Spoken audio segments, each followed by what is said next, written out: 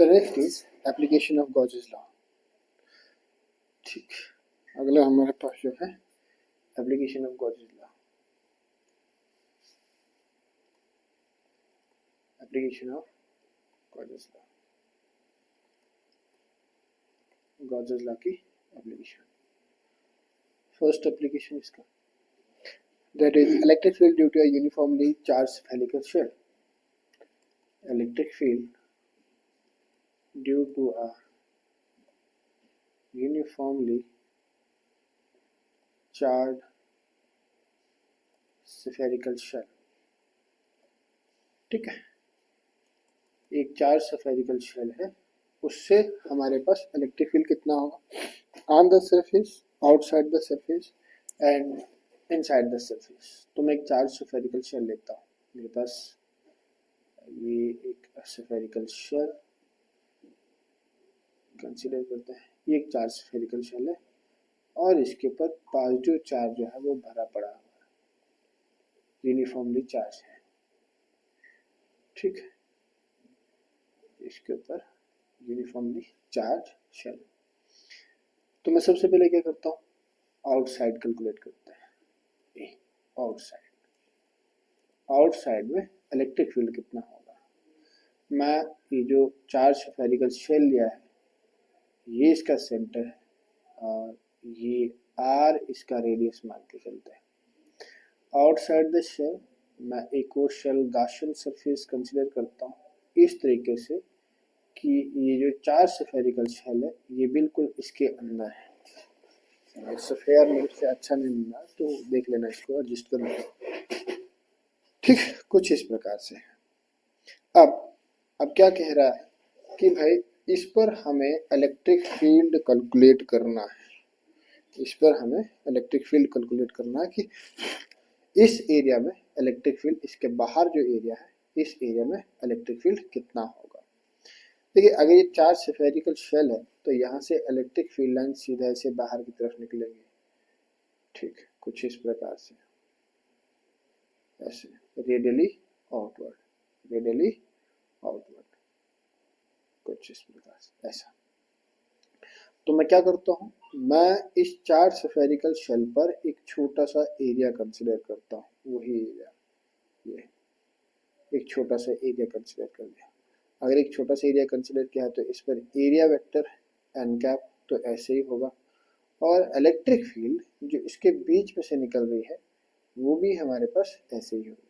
Electric field line, this is electric field line, E vector. ठीक, तो दोनों के बीच का एंगल जो होगा, एरिया वेक्टर और इलेक्ट्रिक फील्ड के बीच का एंगल जो होगा वो 0 डिग्री हो जाएगा. कितना होगा, 0 डिग्री होगा. तो मैं कैलकुलेट करता हूँ कि सर मेरे पास इलेक्ट्रिक फ्लक्स कितना होगा. नाउ इलेक्ट्रिक फ्लक्स इस छोटे से एरिया में d phi will become is equals to E vector dot ds vector. This is your ds vector. ठीक, so this will become is equals to E ds because again the angle is 0 degree, so this will become E ds cos of 0 degree, है ना. तो ये हो जाएगा E ds के बराबर. अगर इस वाले स्फीयर का रेडियस कैपिटल R है, कितना रेडियस है, ये बाहर वाला जो स्फीयर है इसका रेडियस हमारे पास कितना है, कैपिटल R है.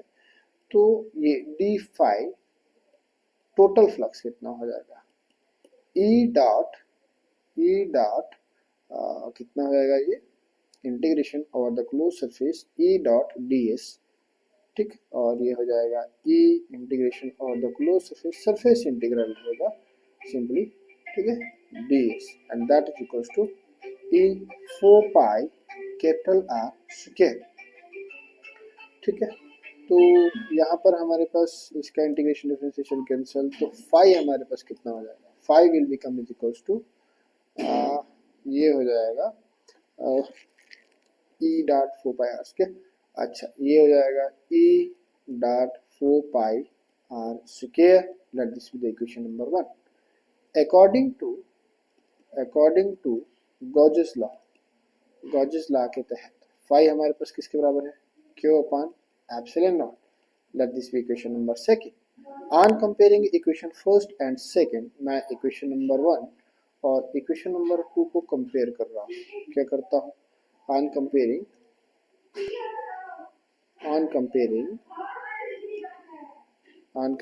Equation number 1 and equation number 2, equation number 1 और इक्वेशन नंबर 2 को कंपेयर करते करते मेरे पास क्या आता है? दोनों के लेफ्ट हैंड साइड में 5 है, तो इसका मतलब राइट हैंड साइड भी क्या होना चाहिए? बराबर होना चाहिए। That is equals to Q upon epsilon naught. So E will become equals to, ये सब कुछ उस साइड चले जाओ, 1 upon 4 pi r square Q upon epsilon naught, Q upon epsilon. एक सेकंड यार, ठीक, चल आगे बढ़ते हैं। ओके, रीअरेंज करने के बाद मेरे पास ये जो इक्वेशन आएगी वो आएगी E is equals to 1 upon 4 pi epsilon naught Q upon capital R square. This will be the electric field outside the Gaussian surface. Electric field outside the Gaussian surface. ठीक है भैया? Electric field outside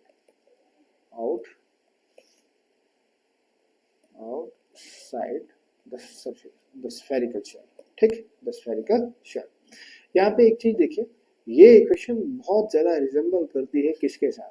ये वाली equation बहुत ज्यादा resemble करती है electric field due to a point charge.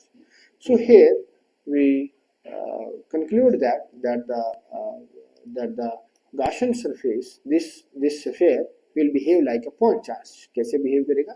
Like a point charge. ठीक है भैया, चलो आगे बढ़ते हैं। सेकेंड एप्लीकेशन इसका electric field inside. Second application इसका electric field on the surface करते हैं, ऑन द सरफेस। देखिए ऑन द सरफेस कहना गलत होगा, क्योंकि ऑन द सरफेस हमारे पास कोई भी इलेक्ट्रिक फील्ड नहीं होगा, वहां पे चार्ज डेंसिटी होगी जस्ट सरफेस के ऊपर। मतलब मान के चलो कि ये वो स्फीयर है जिसके ऊपर पॉजिटिव चार्ज था, कुछ इस प्रकार से ऐसे पॉजिटिव चार्ज था, और एक पॉइंट में कंसिडर कर रहा हूँ, इसका रेडियस जो था वो r था।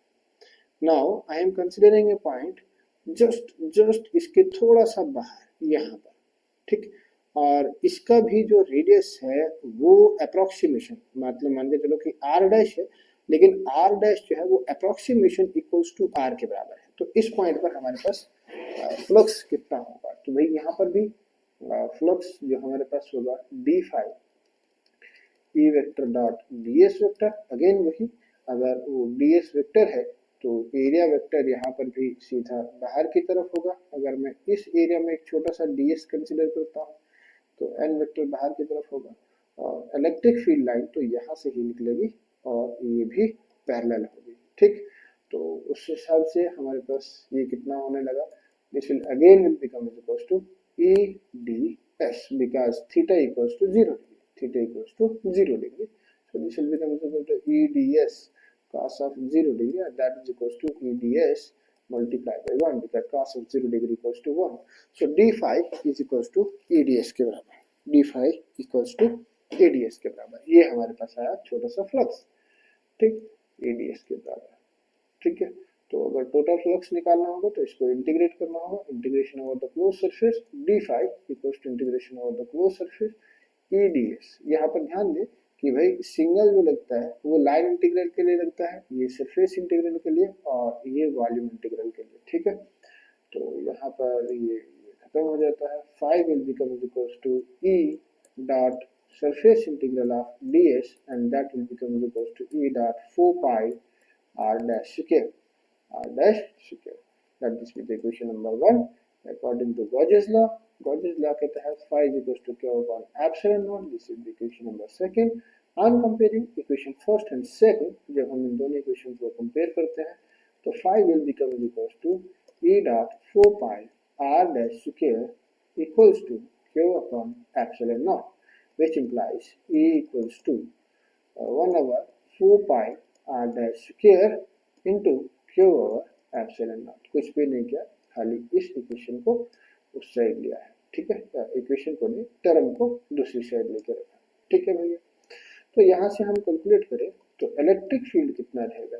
Electric field will become equal to 1 over 4 pi epsilon naught dot q upon r dash k. Here this will be approximation equals to 1 over 4 pi epsilon naught q upon r square. ठीक है, ये रहेगा on the surface of the Gaussian surface. ठीक है, Gaussian surface. What about the inside? Inside मैं यहीं पे conclude करूंगा, inside ज्यादा नहीं लेंगे. E is equals to 0. Why 0? क्योंकि देखिए भैया हमारे पास E जो है वो है 1 over 4 pi epsilon naught q upon r square, q upon r square. But एक कंडक्टर के इनसाइड में, एक कंडक्टर के इनसाइड में कभी भी चार्ज टिकता नहीं है. अगर मैं इसके इनसाइड में चार्ज डालूं तो एकदम से क्या आएगा, सरफेस पे आ जाएगा. तो इनसाइड में कोई भी चार्ज नहीं है. जब इनसाइड में कोई भी चार्ज है ही नहीं तो इलेक्ट्रिक फील्ड कितना होने वाला है, E will become equal to 1 over 4 pi epsilon naught 0 divided by r square. तो 0 के साथ मल्टीप्लाई हो रहा है तो टोटल इलेक्ट्रिक फील्ड कितना हो जाएगा, 0 हो जाएगा. तो hence there is no electric field, hence there is no electric field inside the shell. ठीक है, शेल के अंदर कोई भी इलेक्ट्रिक फील्ड नहीं रहने वाला है. ठीक है भैया, ये एक चीज याद रखना इसमें. ठीक, चलो हम आगे बढ़ते हैं नेक्स्ट सेशन की ओर. तो नेक्स्ट हमारा जो है that is second application of the Gauss's law. तो सेकंड एप्लीकेशन हमारे पास क्या है, ठीक, सेकंड एप्लीकेशन हमारे पास है electric field due to a infinitely long charge wire. एक वायर है, second application of the Gauss's law. ठीक, electric field due to a long charge wire. ठीक है, इसके कारण इलेक्ट्रिक फील्ड कितना होगा. तो मैं एक वायर लेता हूँ, बहुत लंबा सा वायर, एक ऐसा लंबा सा वायर है और इसके ऊपर बहुत सारा पॉजिटिव चार्ज ऐसे बिखरा पड़ा हुआ है ऐसा. ठीक, अब ये एप्लीकेशन है गॉसेस लॉ की, तो हमें गॉसियन सरफेस भी कंसीडर करना होगा. सपोज दैट इस वायर का लेंथ जो हमारे पास है वो है L, है ना. तो मैं थोड़ा बाद में बनाता हूँ. इसके इर्द गिर्द गॉसियन सरफेस कैसा बनेगा, इसके इर्द गिर्द गॉसियन सरफेस बनेगा कुछ सिलेंडर टाइप का. मतलब इस सिलेंडर का एक्सेस और ये जो लाइन हमारे पास है जिस पर चार्ज बिखरा हुआ है ये बिल्कुल एक ही कोएक्सियल है. ठीक, तो देखो भैया इसके कितने सरफेस बन रहा है, एक ये सरफेस बन रहा है, एक ये सरफेस बन रहा है. ठीक, और एक ये कर्व्ड सरफेस बन रहा है कुछ इस प्रकार से जो हमारे पास है, कुछ इस प्रकार से ये ऐसा सरफेस बन रहा है. ठीक है, एक कर्व्ड सरफेस, तीन surface, S1 surface, S2 surface and this is your S3 surface, curved surface था. अगर मैं इलेक्ट्रिक फील्ड लाइन के बारे में बात करूं तो इलेक्ट्रिक फील्ड लाइन डायरेक्टली ऐसा बाहर की तरफ निकलेगा, ये कुछ इस प्रकार से इलेक्ट्रिक फील्ड लाइन. ठीक, जैसे कि एक रॉड, ट्यूबलाइट से लाइट कैसा बाहर निकलता है, चारों तरफ बराबर लाइट निकलता है, तो कुछ इस प्रकार से इलेक्ट्रिक फील्ड हमारे पास बाहर निकलेगा. ठीक है भैया, मैं सबको मिटा देता हूँ, खाली 2-3 लाइन में रखता हूँ. एक लाइन मेरे पास यहाँ पर है, एक लाइन मेरे पास यहाँ पर है समझाने के लिए. ठीक है, 2-3 लाइन में यहाँ पर कंसिडर कर रहा हूँ, ये कुछ इस प्रकार से. अरे यार सीधा बन जा भाई, ये कुछ इस प्रकार से. ठीक है, अच्छा चलो मैं यहाँ पर कुछ एरियाज कंसिडर करता हूँ. यहाँ पर एक छोटा सा कॉर्ड एरिया मैं कंसिडर करता हूँ, इसका ये वाला एरिया. ठीक, एक यहाँ पर है, एक यहाँ पर है. अगर इस एरिया पे एरिया वेक्टर की बात करें तो वो इस प्रकार से होगा, n cap, this is your ds1, this is your ds2. यहाँ पर एरिया वेक्टर की बात करूँ तो ये n कैप इस तरफ होगा और यहाँ पर एरिया वेक्टर की बात करूँ तो वो n कैप बाहर की तरफ होगा. ठीक है, तो हमारे पास सरफेस 3 बन रहे हैं, तो मैं तीनों सरफेस पर अलग अलग फ्लक्स कैलकुलेट करता हूँ. On surface S1 d(phi1) will become is equals to E vector dot ds1 vector and that will become is equals to E ds cos of 90 degree, ds1 cos of 90 degree, क्योंकि यहाँ पर ये जो angle subtend हो रहा है electric field और area vector के बीच में वो 90 डिग्री है. तो हमारे पास डी फाई वन जो हमारे पास बनेगा वो जीरो बनेगा, because cos of 90 degree equals to zero multiply by zero, so whole will become equals to zero. ये हमारे पास कितना हो जाएगा, जीरो होगा। On surface S2, on surface S2, d phi 2 will become equals to E vector dot ds vector ds2 vector, and that equals to E ds2 cos of 90 degree, and that will become equals to E ds multiply by 0, कि इस area इस surface पर यहाँ पर जो बन रहा है 90 डिग्री का एंगल बन रहा है इलेक्ट्रिक फील्ड और एरिया वेक्टर के बीच में, तो ये भी हमारे पास कितना है, जीरो है। लेकिन सरफेस थर्ड पे अगर हम बात करें, on surface S3 d phi 3 will become is equals to E vector dot ds vector, but that is ds3, so it will be E ds cos of 0 degree, and that equals to E ds3, ठीक है। यहाँ पर जो angle बन रहा है दोनों parallel है, तो एंगल थीटा कितना है, 0 डिग्री है, ठीक है भैया। अच्छा चलो इसको कैलकुलेट करते हैं, आगे कितना होगा, विच इम्प्लाइज टोटल फ्लक्स जो हमारे पास मिलेगा डी फाई थ्री जो हमारे पास आया ई डी एस थ्री के बराबर आया, तो इसे हमें कैलकुलेट करना होगा। चलिए इसको हम कैलकुलेट करते हैं। तो ये कितना होगा, डी एस को जब मैं इंटीग्रेट करूंगा तो वो पूरा इसका कर्व्ड सरफेस एरिया बनाएगा, तो हम वही कैलकुलेट करेंगे, ठीक है। चलो तो ये कितना हो जाएगा, an integration over the closed surface d phi 3 will become equals to integration over the closed surface E ds3, and that is equals to E integration over the closed surface ds3, and that equals to E dot 2 pi r into L, E dot 2 pi r into L, curved surface area of the cylinder, ठीक है। तो यहाँ पर ये खत्म हो जाएगा, तो phi 3 will become equals to E dot 2 pi r into L, r into L, ठीक है भैया। ये रहा हमारे पास फ्लक्स, तो total flux, therefore total flux जो हमारे पास होगा that equals to phi equals to D phi one plus phi two plus phi three. लेकिन फाई वन और फाई टू की अगर मैं बात करूं, फाई वन और phi one and phi two हमारे पास जीरो रखे हैं, तो हमारे पास जो टोटल फ्लक्स होगा वो केवल फाई थ्री के कारण होगा, ठीक है। which implies phi equals to 0 plus 0 plus 2 not 2, it will become equals to E dot 2 pi r into, ठीक है, E dot 2 pi r into L. Let this be the equals to E 2 pi r into L, E 2 pi r into L. Let this be the equation number 1. According to Gauge's law के तहत phi हमारे पास किसके बराबर है, Q upon epsilon not. This will be equation number second, and I'm comparing equation number first and equation number second. I can conclude that E dot 2 pi r into L equals to q over epsilon naught, and which implies E equals to 1 over 2 pi r into L q upon epsilon naught, which implies E equals to 1 over 2 pi epsilon naught, this q upon L into 1 by r. This q upon L equals to lambda surface charge density, sorry, not surface charge density, that is linear charge density. Okay, so I can write it as E equals to 1 over 2 pi epsilon naught lambda, sorry I क्या करूँ मैं, lambda upon r, lambda ये सारी जगह की जगह पे क्या आएगा, lambda. So this is the electric field due to a straight current carrying conductor, sorry not current carrying conductor, you can see that the straight length जिसके ऊपर हमारे पास जो चार्ज बिखरा पड़ा है, तो उसकी वजह से हमारे पास इलेक्ट्रिक फील्ड इतना रहेगा, ठीक है।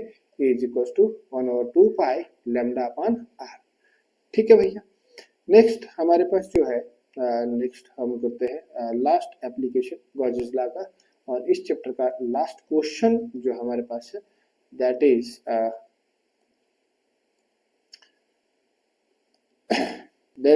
our you can say that the electric field due to our infinite sheet है ना, इलेक्ट्रिक फील्ड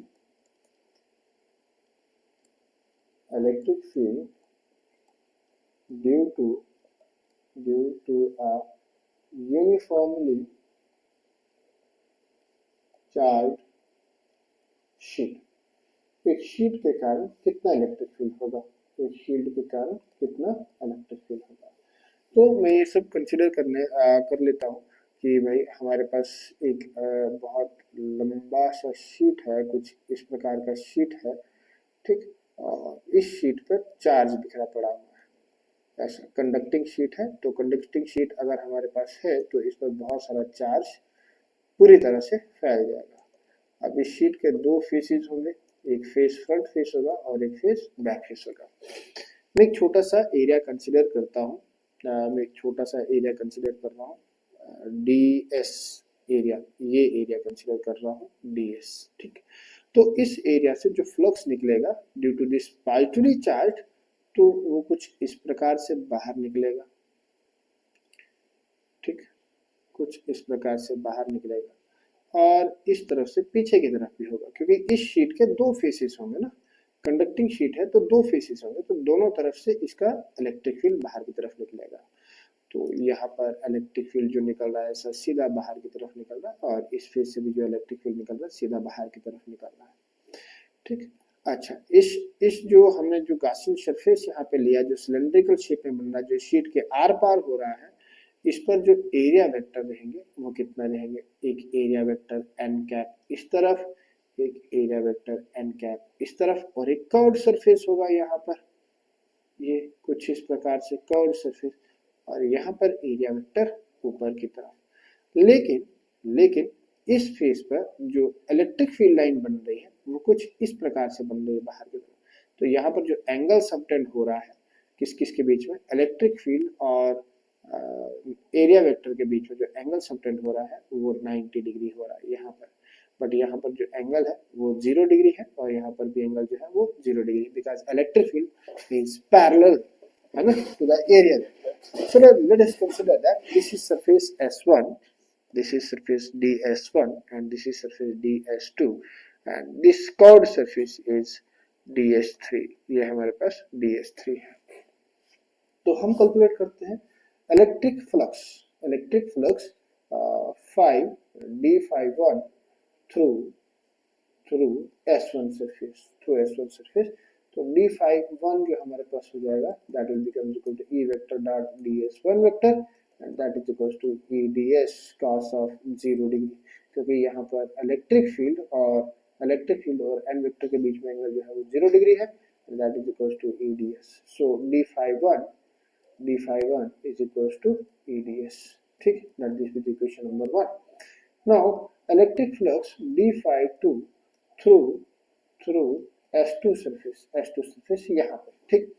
तो D52 will become equals to E vector dot DS2 vector, and that equals to EDS again, because यहाँ पर भी angle जो है वो कितना सबटेंड हो रहा है, 0 डिग्री सबटेंड हो रहा है एरिया वेक्टर और इलेक्ट्रिक फील्ड के बीच में।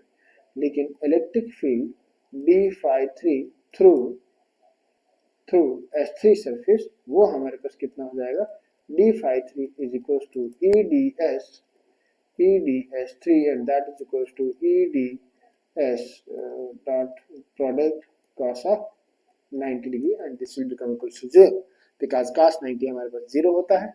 तो ये एरिया वेक्टर ऊपर की तरफ है और इलेक्ट्रिक फील्ड आगे की तरफ जा रहा है, तो ये हमारे पास 0 डिग्री। तो total flux, therefore total flux D5 will become equals to D51 plus D52 plus D53, and that equals to D5 equals to EDS plus 0, and this equals to D5 will become equals to 2 times EDS के बराबर हो जाएगा, ठीक है भैया। चलो इसको हम कैलकुलेट करते हैं, इंटीग्रेट करते हैं, पहले तो इंटीग्रेट करते हैं, और ये ds जो हमारे पास है वो है ये वाला एरिया जो कि सर्कुलर फॉर्म में है, ठीक है। तो ये हमारे पास एक एरिया, छोटा सा एरिया है। तो टोटल अगर ये सब ds को मैं ऐड करूंगा अगर मैं इन सभी ds को ऐड करता हूँ तो हमारे पास total area of the sheet बनाते हैं। ठीक, ये सब ds को अगर मैं ऐड करूँ तो total area of the sheet बना देंगे। ठीक है, चलो इसको हम सॉल्व करते हैं। ठीक, तो इसको जब मैं कैलकुलेट करूँगा, एक सेकंड, ठीक है, तो मुझे अगर निकालना है, विच इम्प्लाइज इंटीग्रेशन और the close surface D phi will becomes equal to integration over the closed surface 2 times ADS। ठीक, तो 2 times E आ जाएगा बाहर, यहाँ पर cancel out, which implies 5 will become is equals to integration over the closed surface ds, and that is equals to 2E into total area of the you can see that the sheet. This is equation number 1. But according to Gauge's law के तहत phi जो हमारे पास है वो Q upon epsilon naught है। That is equation number 2. I am comparing these two equations. I can write it as 2 times E dot A equals to Q over epsilon naught, which implies E is equals to 1 by 2 times A Q upon epsilon naught, and rearranging this equation I can write it as Q over A. What is this Q over A? This Q over A equals to surface charge density, which is sigma. So I can write it like this. You can see that electric field, therefore electric field will become equals to 1 by 2 times epsilon naught sigma। यहाँ पर एक चीज का ध्यान रखें कि ये equation कहता है कि इलेक्ट्रिक फील्ड जो है वो रेडियस के ऊपर डिपेंड नहीं करता है कि भाई ये पॉइंट कितना भी दूर हो, तो ये वाला पॉइंट कितना भी दूर हो, है ना, वो इसके लेंथ जो है, इसकी जो डिस्टेंस है उसके ऊपर डिपेंड नहीं करेगा। ये डिपेंड करेगा कि इस शीट के ऊपर कितना चार्ज जो है वो फैला हुआ है। ठीक है भैया, ओके, चलिए इसी के साथ हम अगले क्वेश्चन में चलते हैं। हमारा टॉपिक यहीं पे खत्म होता है। कुछ न्यूमेरिकल्स हम यहाँ पर सॉल्व करते हैं। ठीक है, सो न्यूमेरिकल नंबर 1 हमारे पास है। न्यूमेरिकल नंबर 1 हमारे पास क्या कह रहा है, ध्यान से देखो। ये सारे न्यूमेरिकल्स जो लिए गए हैं, ये लिए गए हैं जेके बोस के पुराने क्वेश्चन से, पुराने पेपर से लिए गए हैं। 2 मिनट के लिए मेरा लेक्चर जो है वो होल्ड कीजिए और खुद निकालने की कोशिश कीजिए, देखते हैं क्या होता है। ठीक है, अगर ना निकले तो फिर सोल्यूशन देख लेना। ठीक है भैया, तो सोल्यूशन देख लो।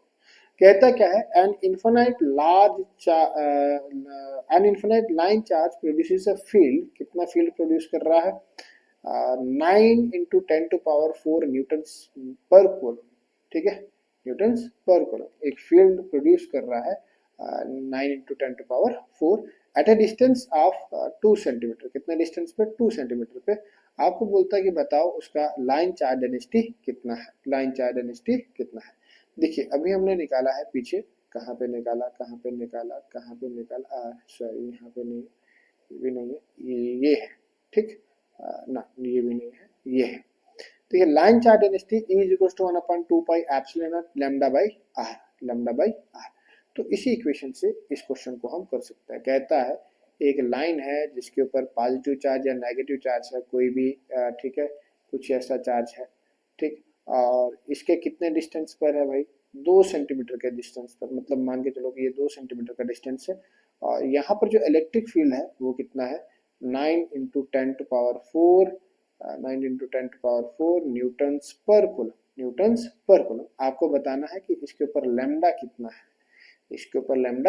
है, तो भाई देख लो, as we know as electric field due to a line charge is equal to 1/2 pi epsilon naught lambda by R, जो हमने पीछे किया हुआ है। ठीक है, तो आपको E का वैल्यू गिवन है, आपको लैम्डा का वैल्यू निकालना है, R का वैल्यू गिवन है। तो मैं इस इक्वेशन को थोड़ा सा सिंप्लीफाई कर देता हूँ अपनी सहूलियत के लिए। मैं इसको क्या करता हूँ, 2 के साथ मल्टीप्लाई कर देता हूँ और 2 के साथ डिवाइड भी कर देता हूँ। ठीक, तो मेरे पास क्या आएगा? 1/2 pi epsilon naught into lambda by R, ताकि ये मेरे पास कितना हो जाए? 2/4 पाई एप्सिलॉन नॉट। 2 बाई नहीं लिखेंगे हम इसको, एक सेकेंड, मैं इसको 2 को बाहर ही लिख देता हूँ, 1/2 मल्टीप्लाई बाई 2, तो ये 2 बाहर इंटू लेमडा बाई आर। अब इसका वैल्यू मेरे पास मुझे पता है, फंडामेंटल वैल्यू 9 इंटू 10⁹ कितना है इसका, 9 इंटू 10⁹ तो मेरे पास ये कितना हो जाएगा, हमें इसका value 2 into 9 into 10⁹ into lambda divided by R. 2 centimetre है तो 2 सेंटीमीटर को कन्वर्ट कर दो मीटर में, तो ये कितना आएगा 0.02 मीटर, ठीक है, या 2 इंटू 10⁻² मीटर, ठीक है। तो ये आ गया 2 इंटू 10⁻² मीटर कर लो भैया, ऐसे कर लो, 2 इंटू 10⁻² मीटर, ठीक। और इलेक्ट्रिक फील्ड का वैल्यू गिवन है कितना है, 9 इंटू 10⁴, 9 इंटू 10⁻।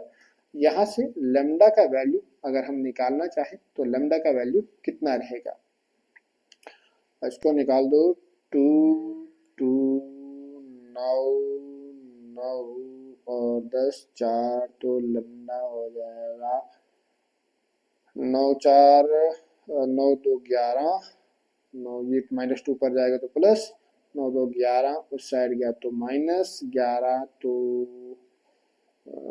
11 उस साइड गया तो डिवाइड में हो जाएगा, ऊपर जाएगा -11 में हो जाएगा 1 into 10⁴ minus 11, and this will become is equals to 1 into 10⁻, 9 4 13, 11 में से 4 का कितना होता है, 11 में से 4, 7 4 11 7, ठीक।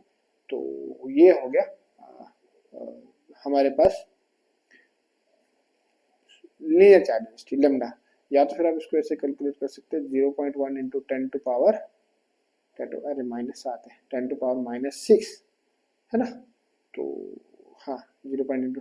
ये 0.1 माइक्रोकूलम पर मीटर आंसर रहेगा इसका, ठीक है। आप यहाँ तक करो, एनफ है, ठीक, इसको आगे कन्वर्ट करने की ज़्यादा ज़रूरत है नहीं, ठीक है।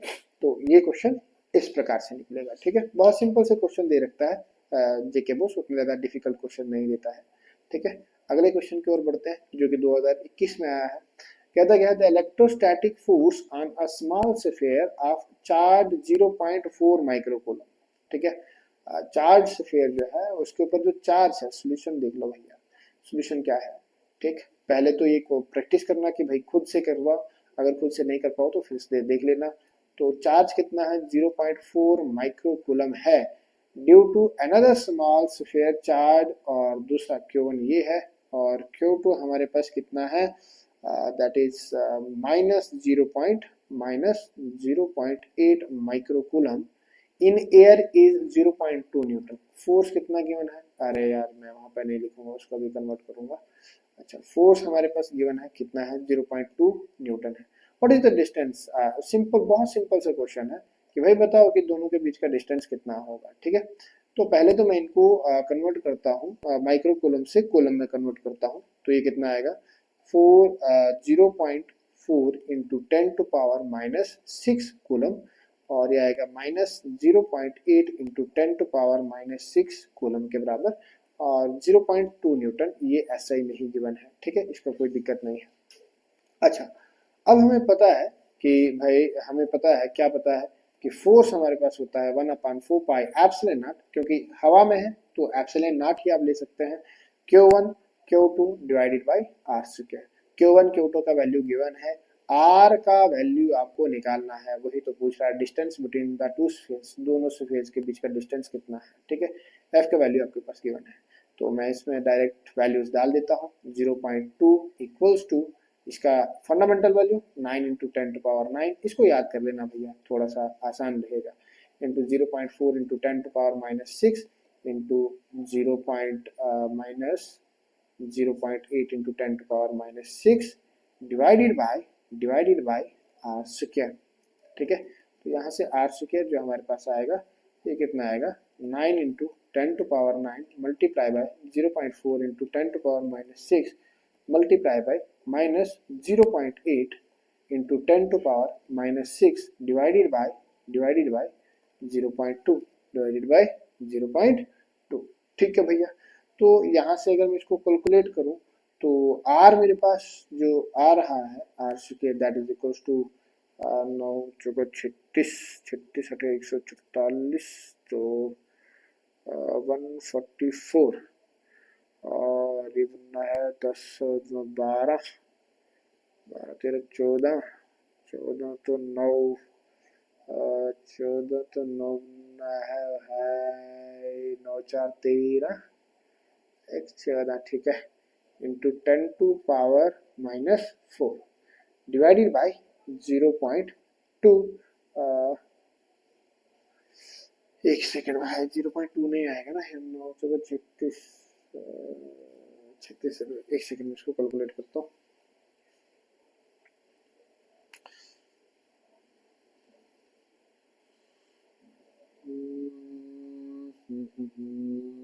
नौ जगह 4 जरबे 8, भाई ये गलत कर दिया, ये आता है 288 तो 10 टू पावर 6 6 12, 9 10 11 12, तो ये 3 ही आता है ना फिर। अरे यार ये 3 है ना कि 4 है, ये 3 है, तो एक ये ऊपर गया, ये ऊपर गया, तो ये बना सीधा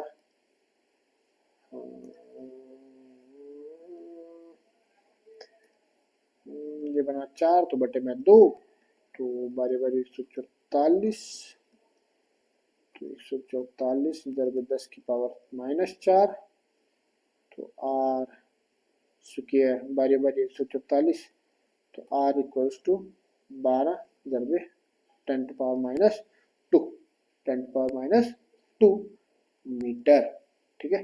तो R is equals to 12 centimetre answer, ठीक है, R is equals to 12 centimetre, ठीक है भैया। चलिए अगले क्वेश्चन पे चलते हैं। अगला क्वेश्चन क्या कहता है, a charge Q is to be divided on two objects, दो ऑब्जेक्ट्स में हम उसको डिवाइड कर रहे हैं, ठीक है, एक चार्ज कोई सा चार्ज क्यू है और उसको दो ऑब्जेक्ट्स में हम डिवाइड कर रहे हैं। What should be the value of the charge on the two objects, the force between the objects can be maximum, तो फोर्स हमारे पास मैक्सिमम होनी चाहिए, तो बताओ भाई देख लो क्या है कि कुछ चार्ज हमारे पास मान के चलो, let the charge be solution, let the charge be q, let the charge be q, capital q, ये हमारे पास एक ऑब्जेक्ट 1 है और ये हमारे पास ऑब्जेक्ट 2 है। तो भाई अगर मैं क्या करता हूँ, अगर मैं छोटा q चार्ज इसको देता हूँ तो इसको कितना बच जाएगा, कैपिटल q माइनस q, है ना, यही होगा। अगर मेरे पास मान के चलो कि टोटल चार्ज हमारे पास 20 कूलम है, अगर मैं उसमें से 5 कूलम इसको देता हूँ तो इसको कितना होगा, 20 माइनस 5 तो 15, है ना, तो वही होगा 15 कूलम का चार्ज, तो वही मैंने लिखा है इन जनरल टर्म्स में, ठीक है। तो चलिए इसको सॉल्व करते हैं। अगर ये 20 कूलम है, ठीक, तो उसको चार्ज कितना मिला, क्यू माइनस क्यू, ठीक। अच्छा, फोर्स होना चाहिए मैक्सिमम, तो according to Coulomb's law F is equals to 1 by 4 pi epsilon naught, 1 by 4 pi epsilon naught नहीं लिखते यार, सीधा K लिखते हैं, ठीक है। K Q1 Q2 divided by R square, लेकिन हमारे पास इस डायग्राम के तहत K Q तो हमारे पास Q है, Q2 कितना है, capital Q minus Q divided by R square, divided by R square, ठीक है भैया। अच्छा ठीक, या तो फिर मैं इसको क्या करें, इसको क्या करें, तो कितना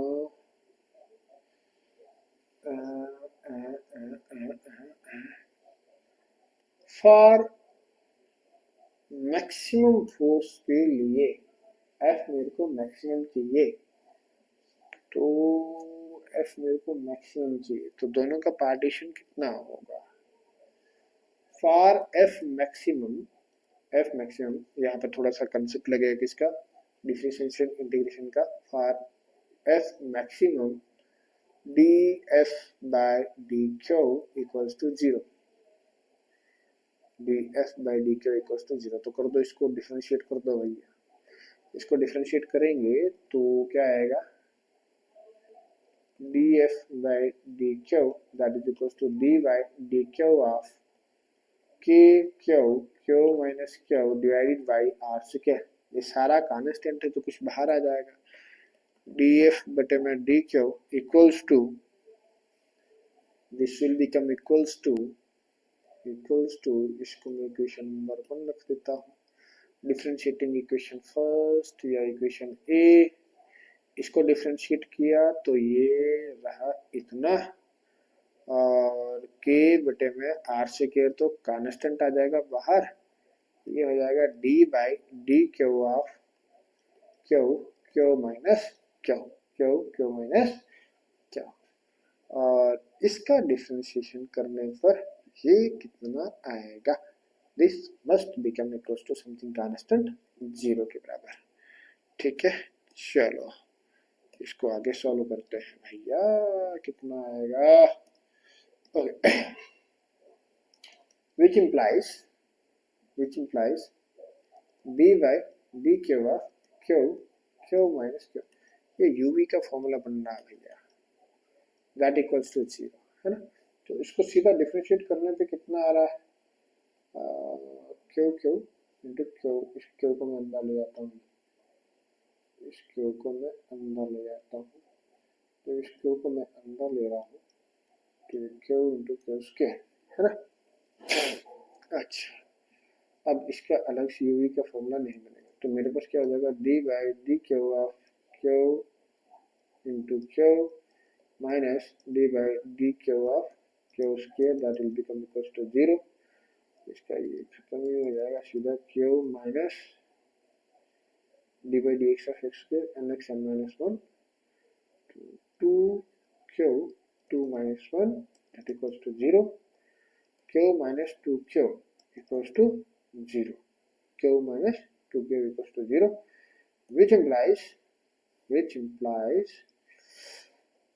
q equals to 2q and q equals to capital Q बटे में 2, तो भाई आधा होना चाहिए यार। ठीक है, हाँ, q equals to q by 2, ये इसका आंसर है कि भाई इसके ऊपर जो चार्ज डिस्ट्रीब्यूशन होना चाहिए वो आधा आधा होना चाहिए, इसके ऊपर जो चार्ज डिस्ट्रीब्यूशन होना चाहिए वो आधा और आधा इसके ऊपर फॉर मैक्सिमम फोर्स। ठीक है भैया, चलो इसका समझ में आया तो ठीक है, नहीं आया तो दोबारा से पूछ लेना भाई। ठीक है, चलो अगला क्वेश्चन हम करते हैं।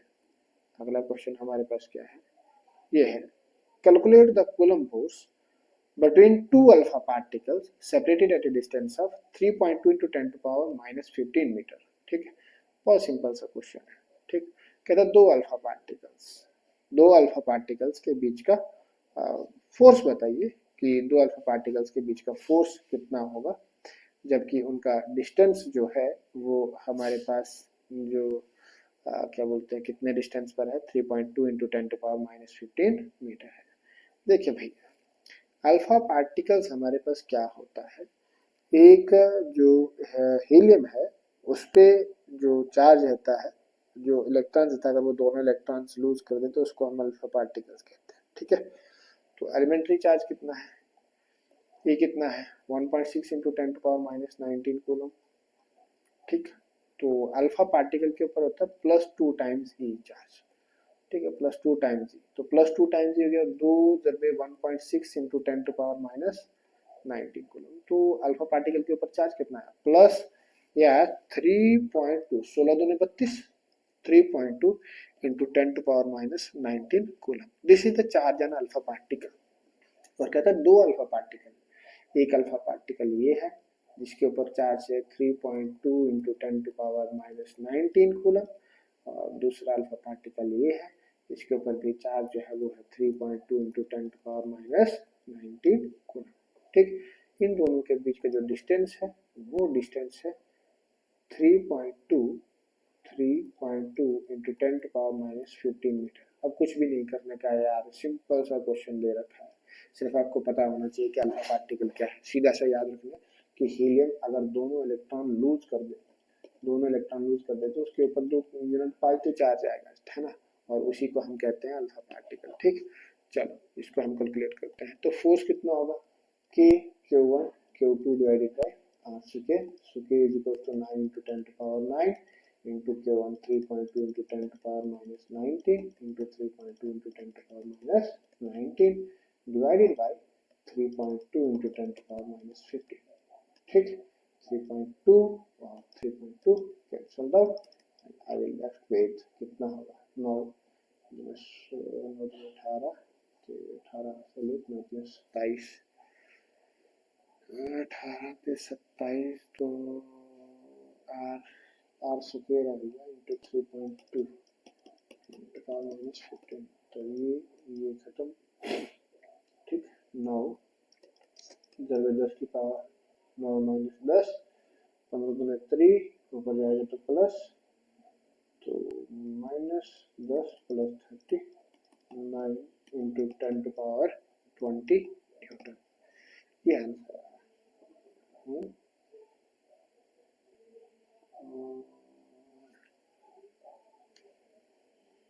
कहीं पे गड़बड़ हुआ क्या?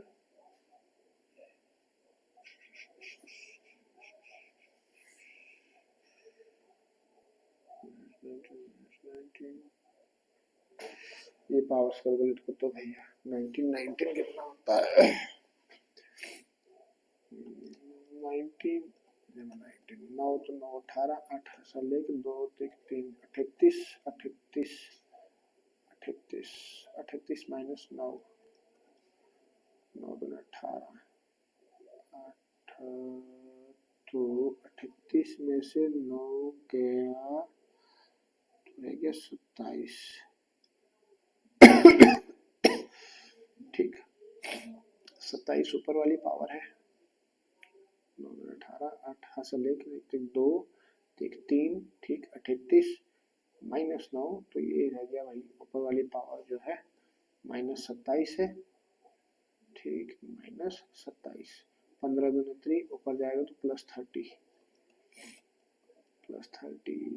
तो ये रहेगा 7 3 10 0 3। अभी भी गड़बड़ है। एक सेकंड यार, इतना कौन दिमाग खराब करेगा, इधर डायरेक्टली कर लेते हैं।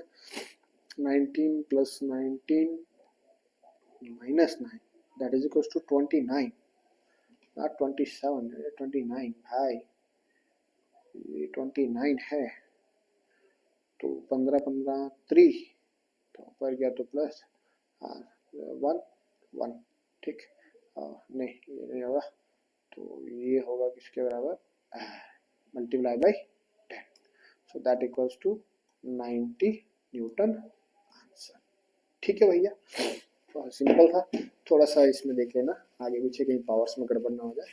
ठीक है, उसके बाद अगला क्वेश्चन कहता है an electric flux of flux जो गिवन है, ये गिवन है, सॉल्यूशन देख लो इसका। 5 जो गिवन है वो कितना गिवन है 5 into 10 to power 3 newton metre square पर coulomb passes through a spherical Gaussian surface of radius 20 centimeter। एक Gaussian surface है due to a charge placed at the centre. एक Gaussian surface मान के चलो कि ये हमारे पास एक Gaussian surface है।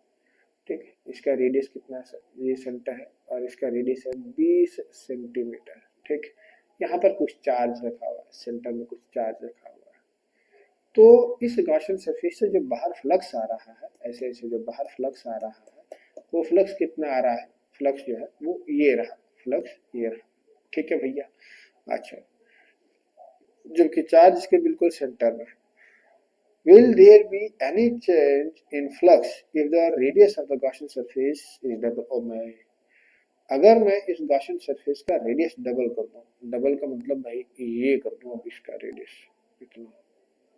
इतना रेडियस कर दूं भाई, अब अगर रेडियस में इसका कर दूं 40 सेंटीमीटर और अब इसका रेडियस कर दूं 40 सेंटीमीटर, तो क्या भाई फ्लक्स में कोई चेंज आएगा? Is there any change in the flux? तो क्वेश्चन बहुत सिंपल है।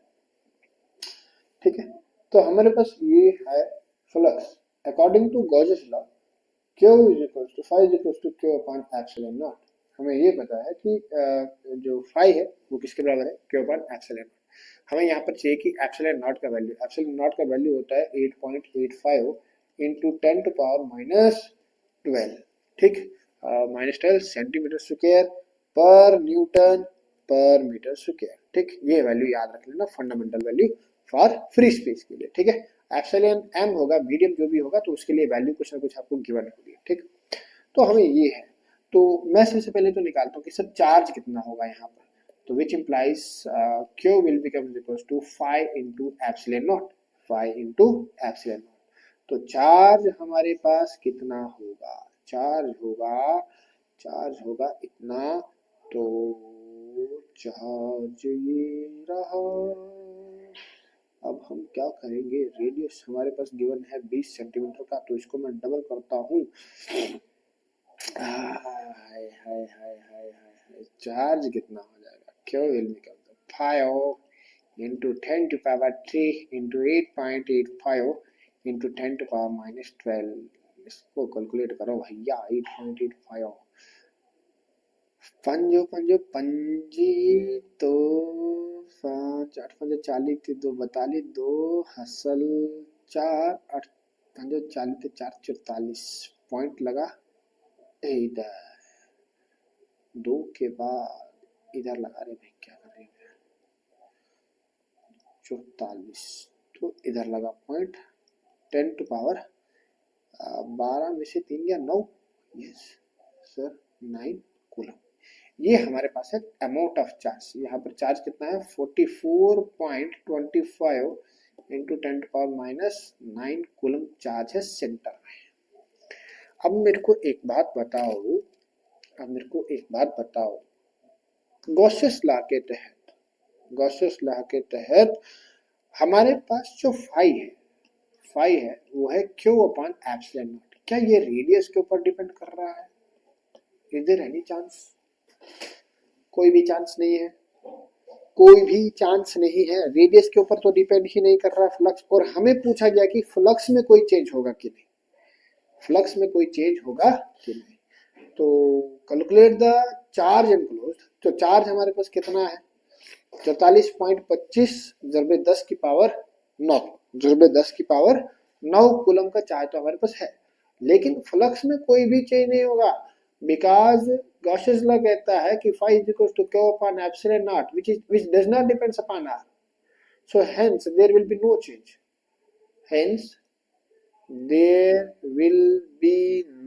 change. In flux. भाई इसको डबल क्या ट्रिपल कर दो तब भी फ्लक्स में कोई चेंज नहीं आने वाला है, ठीक है। ओके, अगला क्वेश्चन, एक और है, 2 क्वेश्चन अभी और है, ठीक है। चलो आगे बढ़ते हैं, ठीक है। तो कोई भी चेंज नहीं आने वाला है। तो ये है जीके बुक्स का 2022 का क्वेश्चन। पढ़ते हैं इसको, क्या कहता है two equal charges are placed at a separation of 1.0 separation of है भैया, ये क्या लिख दिया मैंने, सॉल्यूशन देख लो भाई। सॉल्यूशन पहले तो गिवन लिख देते हैं, आर कितना गिवन है 1.0 metre. What should be the magnitude of charge so that the force between the equal of 20 है यार, कितना दिमाग खराब कर रहे हो भाई। Magnitude of the charge, 2 equal charge, देखो Q1 equals to Q2 and that equals to, let us suppose that equals to Q। 2 charge है, ये एक चार्ज है और ये एक चार्ज है। 2 चार्ज Q1 Q2 दोनों का मैग्नीट्यूड Q है और दोनों के बीच कुछ डिस्टेंस है, R डिस्टेंस है। सपोज दैट R डिस्टेंस है, तो भैया ये कुछ फोर्स एक्सर्ट कर रहे हैं, late us suppose that something F force exert कर रहे हैं। अब वो फोर्स किसके बराबर है, जबकि ये R जो है वो कितने डिस्टेंस पर है, 1 मीटर के डिस्टेंस पर है। अब ये जो फोर्स है कहता है एक आपकी तरह एक पर्सन है जिसका मास जो है वो 20 kg के बराबर है, ठीक। तो इसका फोर्स कितना लगाएगा भाई, ये force F equals to mg and that is equals to 20/9.8। Exact value अगर आपको निकालना है तो, अगर अप्रोक्सीमेशन में निकालना है तो आप उसका निकाल सकते हैं अप्रोक्सीमेशन में 10 कर सकते हैं, ठीक है। तो एग्जैक्ट वैल्यू निकालने के लिए आपको कितना करना होगा, मैं एग्जैक्ट नहीं निकालता हूँ यार, मैं अप्रोक्सीमेशन में जाता हूँ, कौन इतना करेगा, ठीक है। तो 20 रुपये 10, चलो एग्जैक्ट ही निकालते हैं ठीक है।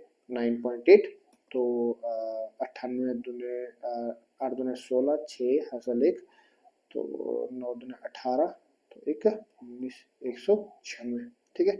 196 19, हाँ ये कितना होगा, 196 न्यूटन की फोर्स लग रही है, पॉइंट से मैं उसको हटा रहा हूँ, ठीक है। 196 न्यूटन फोर्स। ये जो इंसान है, ये धरती पे कितना बोझ है, 196 न्यूटन का फोर्स लगा रहा है।